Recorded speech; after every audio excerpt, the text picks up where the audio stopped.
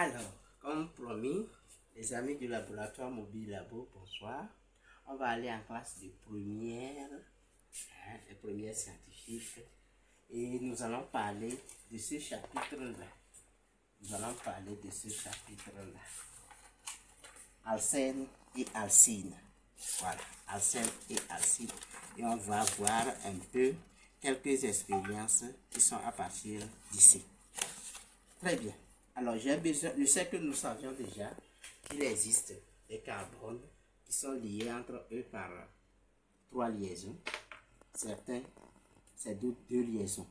Donc, nous n'allons pas s'attarder sur ça. Donc, on va tout d'abord préparer le dichlore. Ensuite, nous allons préparer de l'acétylène. Après, nous allons réaliser la combustion et caractériser les produits de l'acétylène. Et enfin, on va réaliser l'expérience de la réaction entre le dichlore et l'acétylène. Donc, pour cela, j'ai besoin de l'hypochlorite de sodium que nous appelons communément Javel. Et on demande aux enfants que nous trouvons Javel en poudre facilement. Ensuite, de l'acide chlorhydrique. J'ai besoin de l'eau de chaux. Et enfin, j'ai besoin de carbure de calcium. Si nous demandons, comment on appelle ça, aux élèves dont les parents sont des soudeurs autogènes à chalumeau, ils peuvent facilement nous apporter ça. Vous allez constater que ces soudeurs utilisent 2 formes de bouteilles. Il y a une bouteille qui contient le dioxygène et l'autre bouteille qui contient de l'acétylène. Et pour produire l'acétylène, c'est ça là qu'ils utilisent. Ok. Alors, pour préparation du dichlore, c'est très simple. Je prends ma petite bouteille ici. J'ai ici prélevé déjà de l'acide chlorhydrique. Nous savons que le dichlore, c'est un gaz toxique aussi. Donc, qu'est-ce que je fais? Je verse un peu de notre javel à l'intérieur de notre flacon. Et puis, j'ajoute un peu d'acide chlorhydrique. Voilà. Et je ferme rapidement pour que le gaz là ne sort pas pour nous déranger. Donc, vous allez constater qu'à l'intérieur, il se produit de l'effervescence. Et déjà, on voit une couleur jaunâtre apparaître à l'intérieur de notre flacon. Tout juste pour dire que il y a la formation d'un gaz. C'est le dichlore. Là, ce n'est pas en grande quantité. C'est la raison pour laquelle nous observons cette couleur jaune. Mais lorsque on aura, la réaction va finir jusqu'à la fin de l'expérience, on verra que la couleur verdâtre va venir. Donc, toi, on te met de côté ici, tu continues. Et maintenant, on revient ici avec la préparation de l'acétylène. Donc, pour la préparation de l'acétylène, je prends un tube à essai chauffable et je prends un petit morceau de notre carbure. Et petit morceau de notre carbure que je vais introduire dans le tube à essai. Maintenant, j'ajoute de l'eau. Donc, vous voyez qu'il se produit de l'effervescence. Donc, les gaz qui sont là, c'est ça que nous appelons de l'acétylène ou bien l'éthyle. Donc, si je prends une bûchette d'allumettes et j'envoie, voilà. Donc, on constate que nous avons de la flamme, parce que il y a combustion. Alors, je vais essayer de caractériser le gaz là qui se dégage. Donc, qu'est-ce que je fais? Je prends mon bocal. Je viens couvrir notre tube.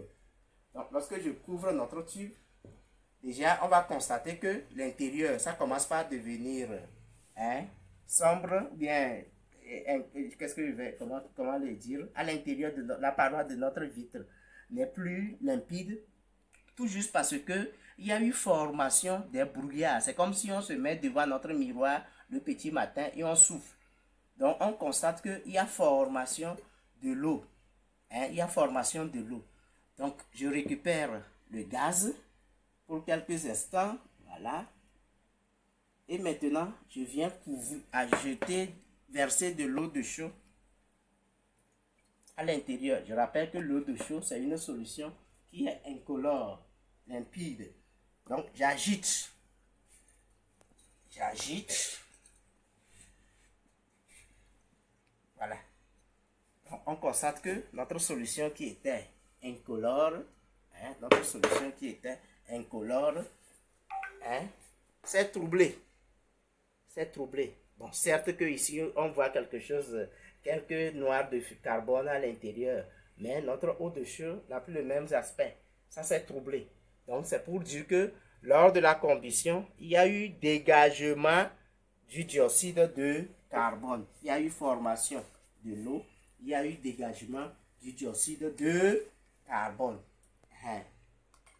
Voilà. Alors, maintenant, nous allons voir la réaction entre le dichlore et l'acétylène. Donc, pour le faire, je vais encore se servir de notre bocal. Donc, qu'est-ce que je vais faire? Je prends notre javel, je verse dedans, d'accord? Et ensuite, je prends un peu de carbure pour y ajouter. Je prends un peu de carbure pour y ajouter. Donc, je verse un peu de carbure à l'intérieur. Et j'envoie de l'acide. Voilà. Donc, vous voyez que à l'intérieur, sans approcher une bûchette d'allumettes, il se produit des étincelles. Il se produit des étincelles. Donc, il s'agit de la réaction entre le dichlore et notre acétylène. Et vous allez voir qu'il y a du carbone noir qui se forme. Du carbone noir qui se forme. Voilà. Alors, si on revient ici, on va voir que l'aspect verdâtre commence par apparaître à l'intérieur. Donc, le dichlore s'est produit à l'intérieur de notre flacon. Alors, vous allez constater aussi qu'au moment où on faisait l'expérience, il y a eu une petite détonation. Alors, il y a une autre façon de pouvoir réaliser cela. On pourrait ainsi réaliser ce que nous allons appeler des feux d'artifice. Pour pouvoir réaliser des feux d'artifice. Mais bon, je ne vais pas vous apprendre cela pour les raisons de sécurité publique. Parce qu'on a interdit que les enfants lancent Donc, c'est pas moi qui va aller vous apprendre cela. C'est bon? Merci beaucoup et à la prochaine.